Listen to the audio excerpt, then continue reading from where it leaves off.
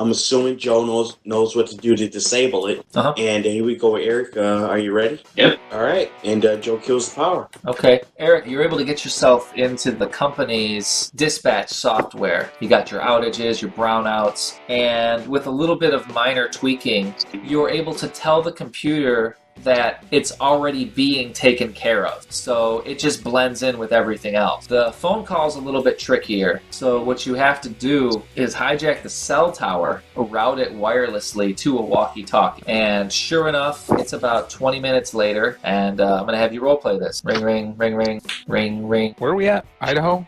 No, we That's don't how have you answer the phone, damn it. That's how you answer the phone. Sure, he's not Hannibal with dementia. Are you sure? Who's talking? Where am I? I was asking what state we were in. Who's All president? right. Who's president? All right, hold on. Where are we at? No. Okay, then send some guys. I'm sorry, RCPP? Hello? Yeah. How may I help you today? Yeah, this is the Falk residence outside of Rapid City, South Dakota. We seem to be having some problems. Our power just went out. I see. How long has the power been out? Almost half an hour now. Are you the homeowner? No, I'm one of his representatives. Okay. Yes, I'm going to need an account number and an address. Okay, in about 5 minutes, you are provided with an account number. You have complete power outage, not intermittent power? That's correct. Okay. Is the homeowner available or at the premises? Yes, do you need to speak with him? Yes, I would. Okay, hang on one moment, please. He's currently on a conference call, but I will make him available. It's about 5 minutes later. The phone clicks on. Hello? Hello, is this Mr. Falk? Yes, Mr. Falk. What you need? Sorry, timeout. That's awful. Wow. I received a call that oh my God. Click. I'm sorry. Oh my God. I don't even want to do the rest of the scene now. You started it. You asked for it. I forgot. I was just trying to make the phone call difficult because that's what it would be like dealing with customer service. No, that's what you get. You fixed my power. Fuck. All right, fine. We'll send someone over. Okay, that's it? Why you need me? Why you bother me on the phone? I'm a very busy man. Just needed to verify that you were the homeowner. I'm the homeowner. How are you verifying I'm the homeowner? I just said I am. You're very angry. I could be a perfect stranger. Good point. Great point. Like, it could be anybody doing a racist accent. You confirm nothing. I know. Could you please give me your 4-digit security code for your account? Okay, you ready? Yep. 1, 2, 3, Okay. 4. And let me read that back to you. That's 1, 2, 3, 4. That is correct. All right, we will send a team over to assess the situation. Okay, you fixed my power. Thank you. Have a good day. How long? As soon as possible, sir. Okay. I hate myself. So the phone call was intercepted. The power company is none the wiser. The problem is I use that exact same accent. We're en route. Okay, you make your way to the Hoyfok estate, and the guards greet you at the gate. They have been informed that you are on your way, so they give you little badges that tell people that you're supposed to be here and not to. They tell you to wear them on your lapel at all times. And if anyone questions you, you are to stop what you're doing and answer their question, because their orders are to be very protective. You really want to listen to that. Once you make your way inside, the staff is overly polite. They offer you tea, they offer you little snacks if you need anything, and you have a guide with you. He asks where you need to go. His name is Gregory. He is an Asian man. He carries himself as though he's second or third generation. So, hello, gentlemen. How can I help? Hey, Gregory. Jim Johnson shakes his hand. Hello, John. Welcome to the Hoy estate. This is Craig Spencer, pointing to Conway.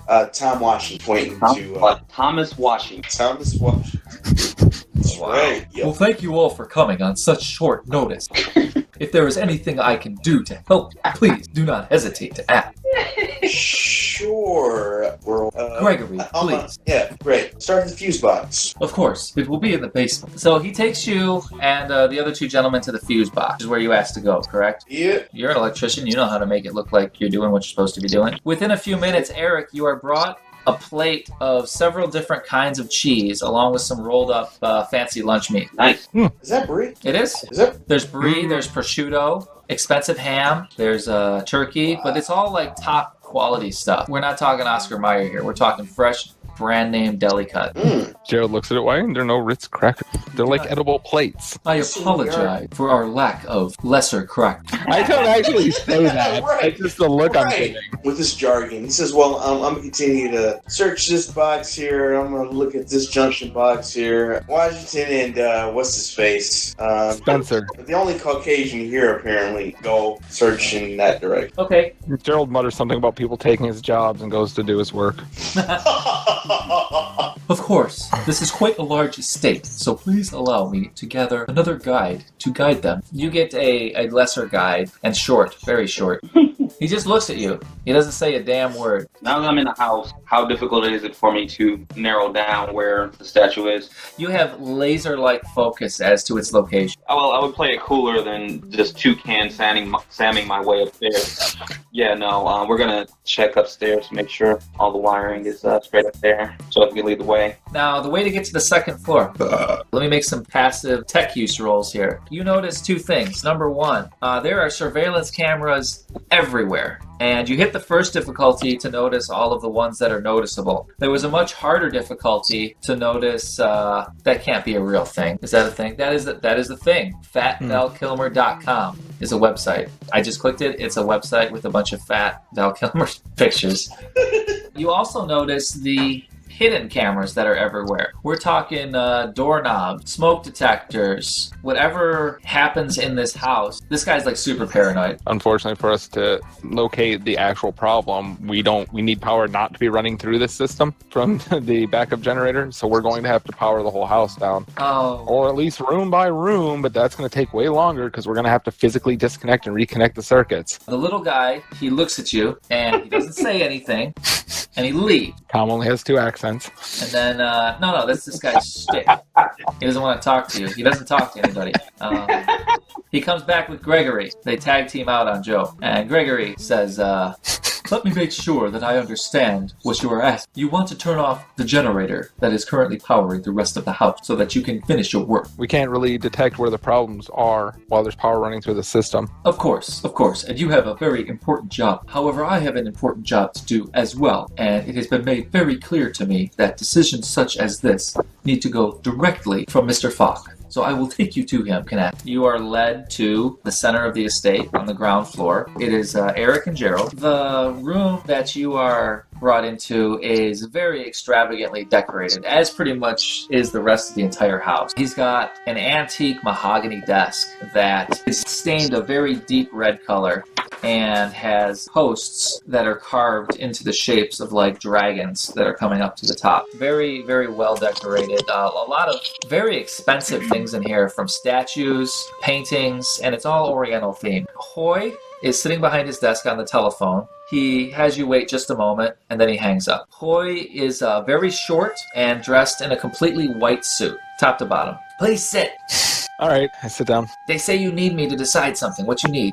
Yes, sir. In order for us to trace this problem, we do need to shut all the power off. All my power gone? I'm a very busy man. I need my power. Can't you do a little power?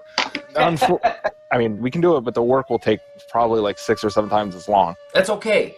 I need my phone. I need my internet. Important business deals. I can afford to pay you 7 times more, and it would cost me less money. There will be, where we're working, intermittent blackouts of the security system. Inform your staff there will be intermittent power outages from room to room. We'll try to get the work done as quickly as possible. You have a lot of really expensive stuff here, so... Intermittent is better than off. Well, as long as you understand, what's going on here. That's much better. All right. Mr. Fox hits a button on his desk. Like he's hitting the easy button at Staples. And then you hear a beep. Yes, sir. Gregory, I need you to tell people they're going to be power outage sometime. So don't start things they're not going to be able to finish. Save your work. Of course, sir. Is there anything else? No, that's fine. Just get it done. Of course, sir. Well, thank you for your time. Yes. Fix my power. Damn. Yes, sir. Oh, on your way out, as you're getting ready to leave the door, one more thing. A lot of my things, very, very expensive. If you break it, I shoot you. Like, worth more than your life. That chair over there, $800,000. That statue, $1.5 million. Do not scratch it or knock it over. If it breaks, I'll be very angry. Understood. Former arms dealer, though, so I'm guessing it wouldn't go to court. I'm still going to break something of his on the way out. Well, I'm hoping that the statue just has a hidden compartment and we don't have to break like an ancient foo dog statue, but whatever. Nope, I have to drop kick it. Only way. So you're able to make your way to the second floor, and I'm assuming coordinate with Joe to have rolling blackouts based on the fuse box downstairs? Gentlemen, have we secured, have we found our outage yet? How are we looking? We told them we were going to have intermittent rolling blackouts throughout the estate as we do our work and do our tests. I don't know why I had to hold it back up for that. Copy that. I'll start intermittent blackouts. Get back to me, and we'll take care of things from there. Copy? Copy. Over. Copy that, Thomas. One Thomas, bro. Washington. Well, we're not on first name basis. Yeah, why do you try to call him Thomas, but you always call me Spencer? You can make it personal if you want to, Spencer, but we actually bowl together. Did you just call me Spencer? No, I call you the individual who actually make poor decisions in life and for others. So you please clear the line so we can actually get back to work. Thank you very much. Alright, let's get this done. Oh, this is why I love my role-playing group. So you make your way to the second floor. They've got one of those giant, double staircases. I don't know what it's called. Does anyone know what it's called? Where you have two staircases that lead up to something, and there's a little lobby down below. Well, it's one of those. On the second floor, there's a lot of bedrooms and guest rooms. There's a library. There's an open area where it's almost I don't even know how to describe it. It's like a room that exists just to look like a nice room. There's chairs. I guess a den would be a good way. Yeah, a den. Den. Is it a den? It's a den. Just confirming. Den. Den. A foyer. Hey, cool. Thanks for the foyer. Whatever. Yeah. It's a foyer. Maybe in this universe, it's a foyer. Can it be an antechamber? No. Never. Never, ever will there be an antechamber. That is the worst. No. I cannot stand, and I hate to show my belly because I know what's going to happen. Kyle, just get it ready, Kyle. The word antechamber. Well, it's antechamber. Bothers me so much. I don't know why. It shouldn't be. It's either a chamber or it's not a chamber. It's not an antechamber. It doesn't make sense. Don't learn that word. Hate it. Anyways, you make your way upstairs to the den, which is equally decked out from everything else. And Eric, you see it. There's pretty much a giant bookcase of different Oriental fiction and nonfiction. You see a giant oak table, which is deeply stained, again with Oriental-type themed carvings in the side of it. Very fancy. Two statues, identical, of these giant, lion-looking things, like the traditional lion, with the super wide eyes and the curly carved mane that goes down into the body, where it's just sitting like this, waiting for something to happen. And you see the statues. You know it is the one on the left. Mm-hmm. And Gregory is there with you, pretty much just observing your work, waiting to see if you need anything. Is there a outlet near one of the right statue? Yeah, you can find one. Act like I'm going to check out the outlet just to get a better look at the statue itself. The statue is made of what appears to be some kind of metal, but you know that it's probably only a layer about that thick, and then it's filled with something else to give it weight, probably like sand or something else. Mm-hmm. Pretty much from top to bottom. It gets a little bit wider at the base as it sits on 4 feet. I wave Conway over. Act like I'm telling him something about the outlet or whatever. Come over here and use this con game to see if there's any secret way to open this thing. Let me make a roll. Natural 20. You are able to determine quite definitively and without any doubt that the book was placed there and the statue was sealed around it. So this was designed to be undetectable. So it's pretty much, this is a piggy bank situation. Piggy bank without a plug? The seam is hardly noticeable, but there is a seam that runs along one of the patterns where you can tell that the two ends were very expertly soldered together. Yeah, I kind of poking around the outlet, and I kind of look over at Eric. There's no secret. It has to be broke open. I can tell. It was made this way. We're gonna break it open. We need to do something about the Chinaman. We just need to render the Chinaman unconscious, get the power down in this room, work quickly, and then GTFO. Do you want to knock him out, or should I? I'm guessing you'd have more success at it. Well, I might give him several concussions. He might not wake up. Well, you should probably sidle around to position. Well, knock him out. Wow, how many natural 20s am I going to roll? Eric, you weren't supposed to notice this. There's the matter of one camera that you're pretty sure is wireless, which means running off of a battery, coming from a statue at the opposite end of the room that's attached to the wall. If you cut the power to this room, you're pretty sure everything else will go dead. Like, we have the electrician's uniform on, so I'm sure we have like the fucking hard jackets on or whatever. As Conway gets into position and is about to call in a blackout, I act like I'm surveying the rest of the room and saying like I'm getting hot or whatever. Then I slip off my jacket and approach the dragon. Gregory starts to walk over and says, please excuse me, but that statue is very expensive. If you don't Lights mind, out. I'll take your coat. And Lights out.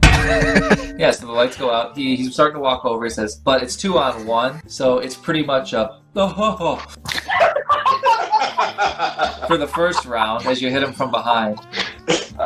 And then as you two move into the kill, he tries to defend himself, but he's hopelessly outmuscled. No.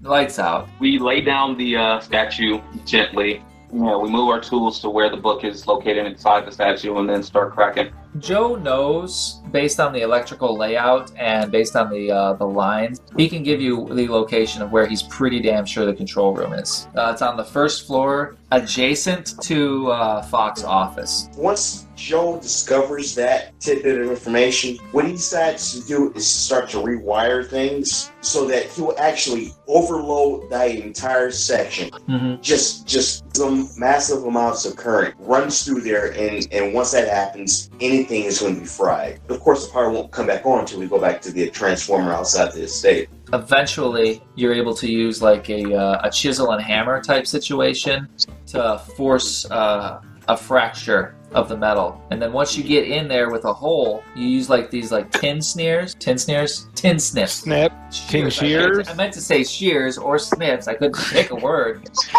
Tin sneers. I'm gonna give someone the good old tin sneer someday. Return of Johnny Prune Show. Johnny Prune Show. Damn it. Oh, Johnny Prune Show. Yeah, see, man. The wise guy, eh? The one with the fishes, see? Johnny Prune Show. Concrete shows. Okay, so Joe's working on the electronics. Little dude, short run, doesn't say a word. He just watches you. So, and you guys are upstairs. So you make your way in with the tin snips. Tin sneers. I'm just gonna say it's tin sneers. Fuck it. You make your way in with the tin sneers. You're able to cut the book out. You have to drain like a bunch of sand. You get the book out, and pretty much you guys start packing your tools away. And you see two guys walk into your room, and they're surprised. It's dark, but there's light coming from some of the other areas. There's Gregory on the ground, and it's completely dark ambiently until the flashlights are pointed at you from them. And I moved to obfuscate I almost said corpse, the unconscious man. Thing. We have workman's tarps, which we can use to obfuscate some of it. I can distract them. With all of the natural 20s that have been rolled this session, I can't really begrudge the gods for giving you a natural 1. So they walk in. You pretty much try to pull this isn't what it looks like, and they point their flashlights right at Gregory. All right, well, they're distracted with Gregory. I move in behind them. I want to knock their heads together. They are totally distracted by Gerald, and they start to walk over. One of them reaches in his back pocket for his walkie-talkie, and he gets ready to click the button. And right when he does, Eric grabs his wrist, pulls his arm straight, and breaks it at the elbow.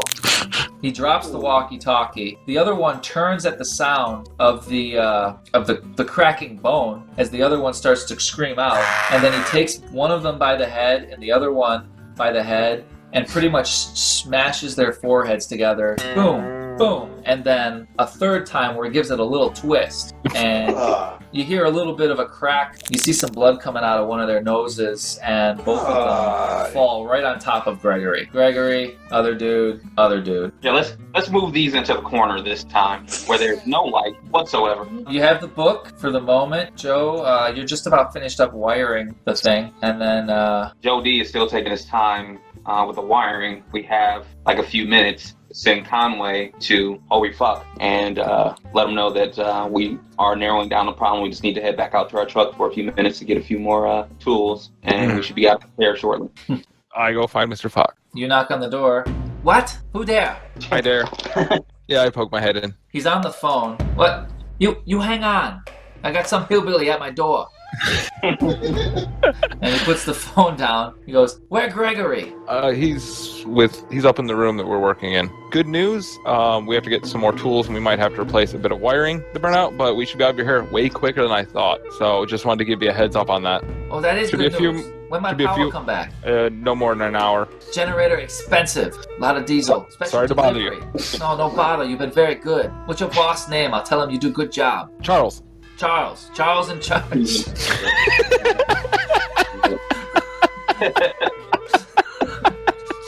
Yes. Charles in charge? Okay, I tell him you do a good job. He lets you leave.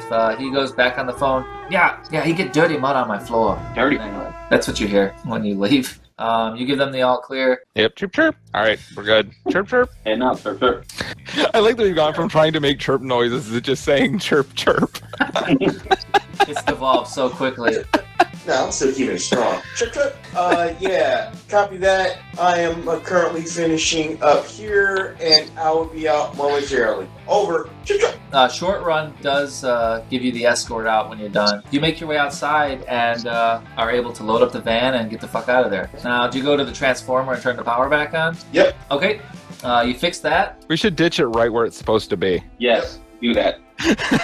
That's exactly where the Firebird is parked. We pull up, the people are like, "Oh, they're here." We get out and we just walk away. Get out and get into a Firebird. Are they going to come in? What's happening? Your phone rings. The walkie-talkie actually ring. Hello? Help! A house on fire. What? I need an ambulance. Fire trucks. Call 911.